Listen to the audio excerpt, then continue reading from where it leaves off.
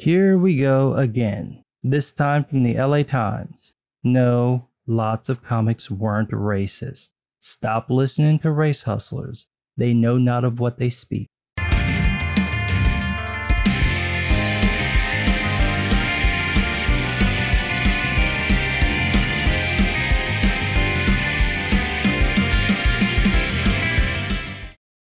The most annoying part about this woke nonsense invasion are the number of people who think they know everything about a subject they couldn't care less about.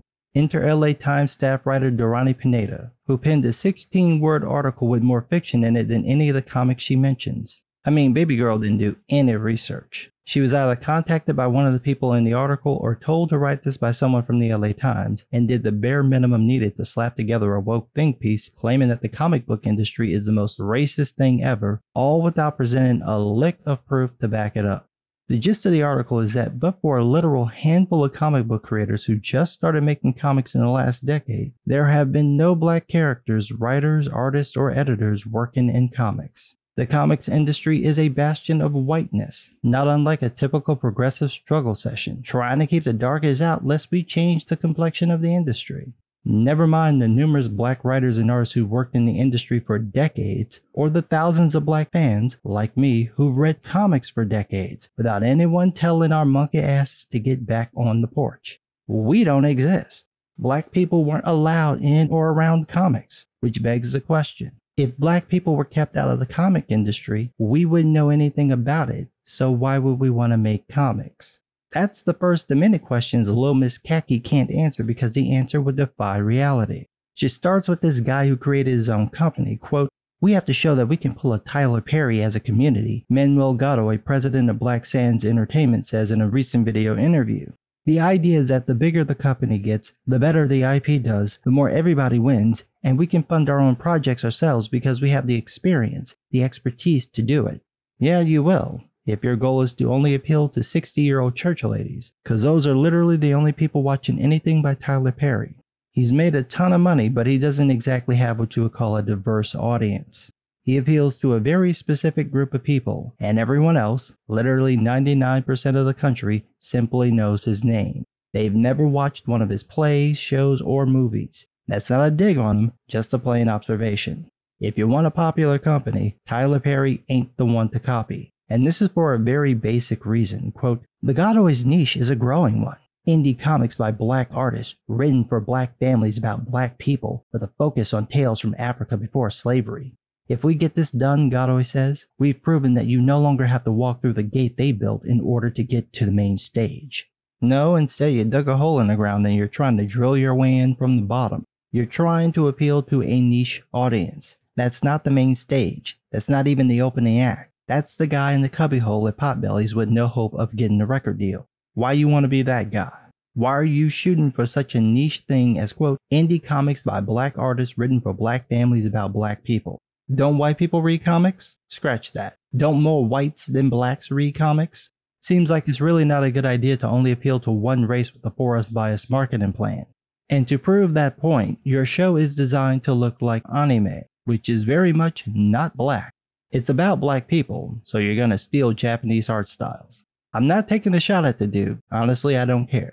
The problem is that this concept is built around appealing to the racial pride of a tiny group of people instead of the broader comic book market. You're already working against yourself by doing that, and then making it worse with the whole forest bias attitude.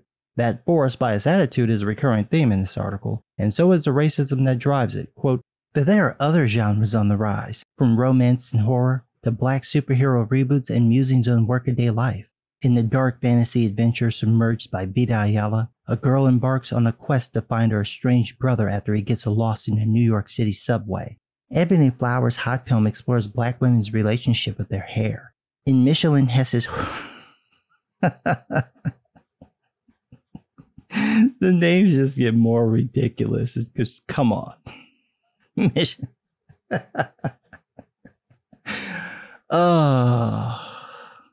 In Michelin Hess's horror comic Diary of a Mad Black Werewolf, a clan of black female werewolves prey on racist cops and Karens.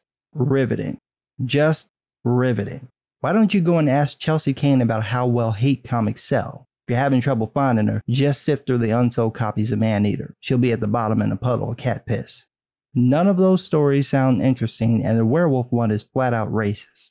This is what we're supposed to think of when we think about comics created by black people. Apparently so. Quote, one of the things that gets lost when talking about the great black orators, thinkers, and historical figures of our time are the black comic creators, says Sheena Howard, professor of communications at Rider University. Challenging racial stereotypes in comics is a big part of what black creators have done, alongside directly addressing injustice. Because when you want to be entertained, you definitely want to hear about how everything is racist. So racist that 2 Jews created Black Panther in the pages of the Fantastic Four in the 60s, a fact Pineda skips over completely when mentioning the King of Wakanda. She makes it sound like he just sprung up out of chicken grease. No, Jack Kirby and Stan Lee, 2 Jewish men, created the character. Yes, the character hit pop culture thanks to the film, but he was well known among comic book readers for decades, and honestly I haven't met anyone my age or older who didn't know the character, even if they didn't know anything about him. Real quick though, I love how this section of the article has this image of this woman reading Ta-Nehisi Coates' run, and she couldn't be more bored. She's literally hate reading the book. I gotta pretend to read this shit for a picture? Come on then, take the picture. Have to put my eyes on this racist bullshit. Anyway, Pineda paints this bleak picture of the comics industry, one filled with racist caricatures like Ken Kling's Joe and Asbestos, a comic strip from the 1920s. Literally no one listened to this other than England team probably knew existed. I would have gone with Ebony and White from The Spirit, but then again, I'm a black comic book fan, so what do I know? She jumps from that to Dr. Seuss, and then into some comment from some author about how black people see themselves through other people's eyes, just glossing over the scores of black characters who appeared in comics, especially during the 60s. She makes it sound like there was only the most racist caricatures, except for a smattering of characters, and that's just not true. Some of the characters had stereotypical looks and speech patterns, but that was true with white characters as well, like the Thing. This is the way people wrote during that time, and as Will Eisner mentioned later in life when he spoke about his drawings of Ebony White, the appearance can be considered racist by today's standards, but the intentions weren't. There's a certain amount of understanding you need to apply when looking at older works, because it may not have been created with the intent you think or perceive. You know, like how progressives think every time 2 guys are friends, they must be gay. The other thing Pineda mentions is his focus on slice of life stories, and that presents a whole new issue because after the 1950s and the creation of the Comic Code Authority, comics shifted more into comedies, a smattering of detective and western stories, and tons of superhero books. The slice of life genre fell off. So if it was a focal point for black creators, the interest in that genre was shifting. It's not clear in the article if that's the point Pineda is trying to make. If it is, she needs to show evidence of that, and she never does. She never shows evidence that the industry was so racist that there were no black creators. She just makes the claim and appears to bank on the people reading her article being as ignorant of the facts as her. It makes you wonder why she didn't bother to contact any of the black creators who worked in the industry for decades. It could be that she didn't want to have her narrative challenged, but most likely it's because she doesn't know who they are. If she had talked to them, they could have told her that within the superhero genre there are tons of black characters created in the 60s and 70s, from Black Panther to Captain Marvel to Green Lantern to Black Lightning. To pretend they didn't exist is dishonest, and so is this nonsense. Quote, now that history is being made again, on the streets and on the page. Old characters are being reimagined for modern times, and defunct imprints are being revived. DC Comics recently announced it will reimagine the 1993 origin of Static, who got his superpowers after a clash between gangs and police. This time, Hawkins' superpowers originate from a police brutality protest. Yes, because if you're a black kid living in a poor neighborhood, clashes between gangs and cops, or gangs and you, aren't the problem. It's police brutality that's the problem. Virgil had an interesting origin story. He wanted to get revenge on a gang member bully and was basically going to kill this dude and got caught in the crossfire between the cops and the gang. And when an experimental gas was used to stop the gang, Virgil got hit with it and gained superpowers. In the reimagining, he goes to a BLM riot and the cops, supposedly for no reason, dosed the crowd with the gas. Unlike the real Virgil, who had a kind of Peter Parker moment with his powers, BLM Virgil decides to murder another kid basically for being white. And he only stops himself when he realizes killing the kid would make him look bad. Not that it was bad, or that he was ashamed of himself for going so far, but simply not to give his haters ammo against him. This milestone relaunch is so woke it's sleeping awake, and no one's going to buy it. Which is a shame because people have legit wanted these characters to come back. But what DC produced is just a bunch of racist propaganda. That said, Pineda made an unforced error when talking about the Milestone relaunch. Quote, the original imprint essentially shut down after 4 years, in part because of the perception that it was only for black readers. When you're stuck in that dilemma of like, Milestone is only for black people, then your only market is 14% of the population, Howard says, and that becomes very difficult. So you mean promoting, quote, indie comics by black artists written for black families about black people isn't a good marketing strategy? It doesn't bring in a big audience? No.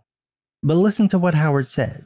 When you're stuck in that dilemma of like, Milestone Comics is only for black people, then your only market is 14% of the population, and that becomes very difficult.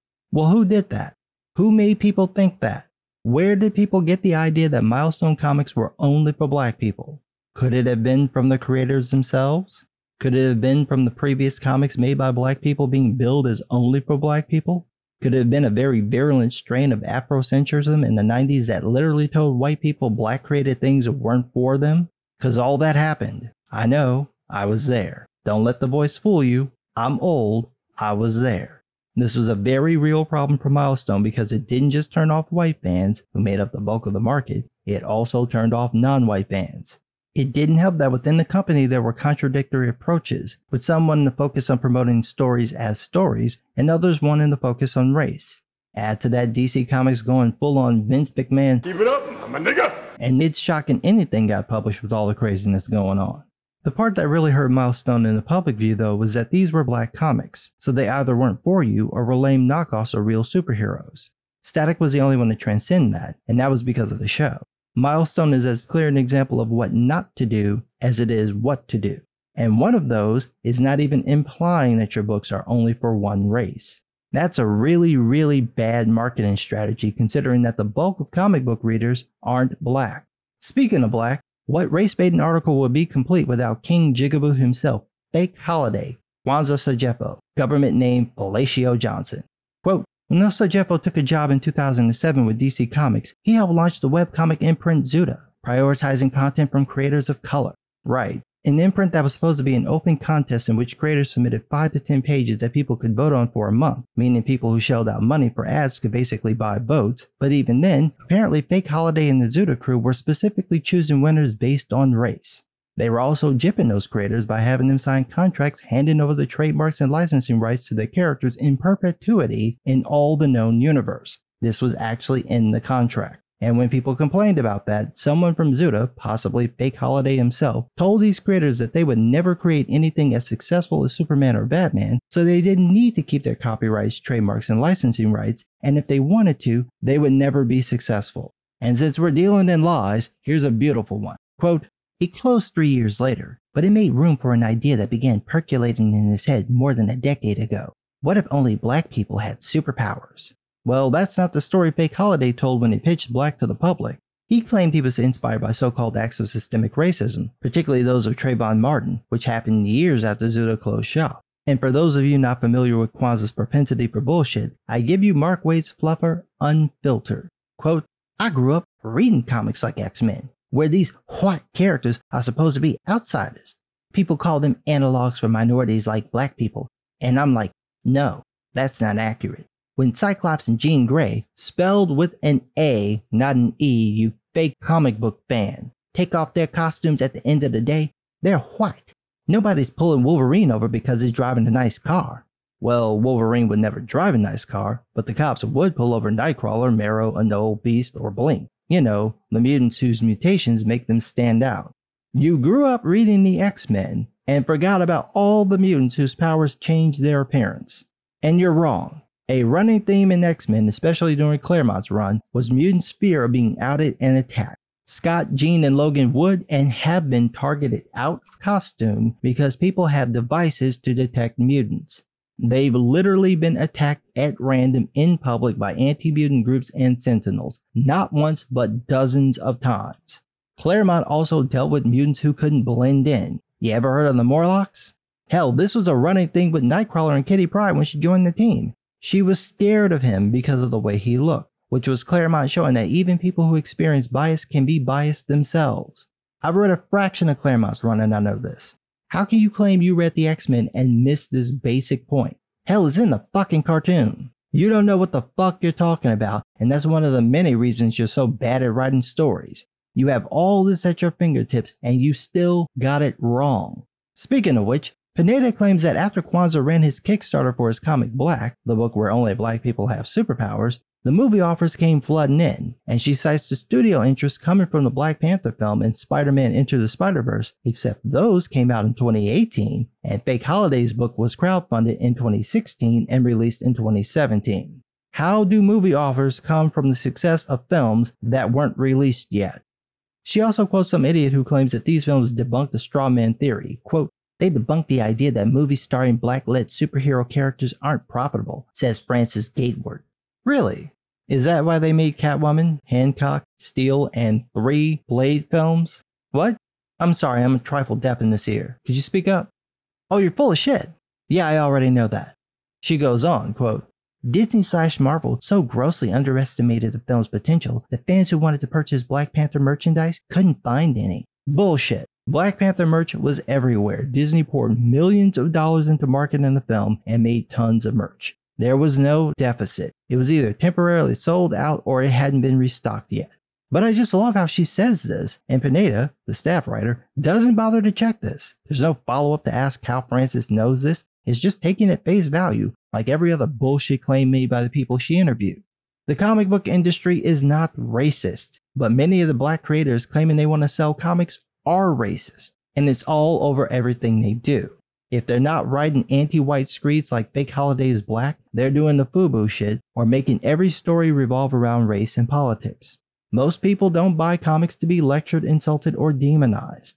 They want to be entertained, and the only people who find this kind of stuff entertaining are racists. And based on the bottom tier sales of race-based books, contrary to what these race baiters claim, ain't that many racists buying comics. Otherwise, these would be the best-selling comics ever. No one wants this nonsense.